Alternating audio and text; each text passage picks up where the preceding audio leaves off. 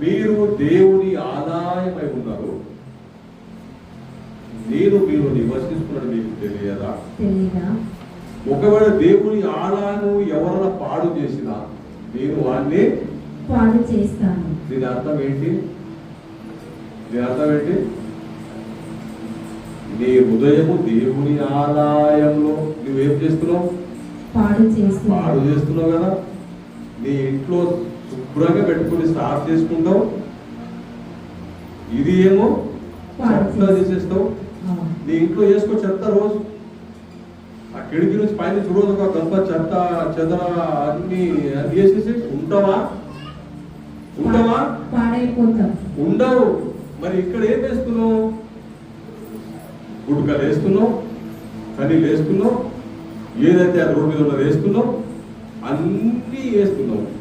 అంటే నీవు చర్చికి రాకపో విశ్వాసం చెప్పు. ఫస్ట్ నువ్వేమి పాపివి, నీవు ద్రోహి. ఎందుకు? దేవుని ఆలయం పాడు చేసుకున్నావు. నీ సొత్తు కాదు ఇది. ఎవరిది? దేవుని సొత్తు. నీవేం చేస్తున్నావు? బతుకురా నా రోజు నీకు ఇల్లు రెంట్కిస్తే ఓనర్ వచ్చినప్పుడు కంపు వస్తుంది. కంపు ఎంత గలీజ్. అప్పుడు రైట్ అది చేసి వెళ్ళిపో. అయిపోయింది. అయ్యో సార్ పొద్దున అన్నం తిన్నాడండి, చాలా బాగుండే, పాపం చాలా మంచివాడు, చాలా మాట్లాడుతుంది. తిరుగుతుంటే కాదు, తిరుగుతుంటే కాదు, ఆయన టైం వచ్చింది. పొద్దున చాలా బాగుండండి, కూర్చున్నాడు ఇలాగే పడిపోయాడు.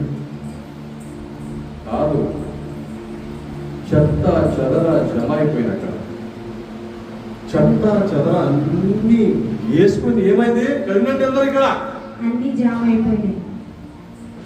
జామ్ అయిపోయి ఇంజన్ ఏమైంది? పాడైపోయింది.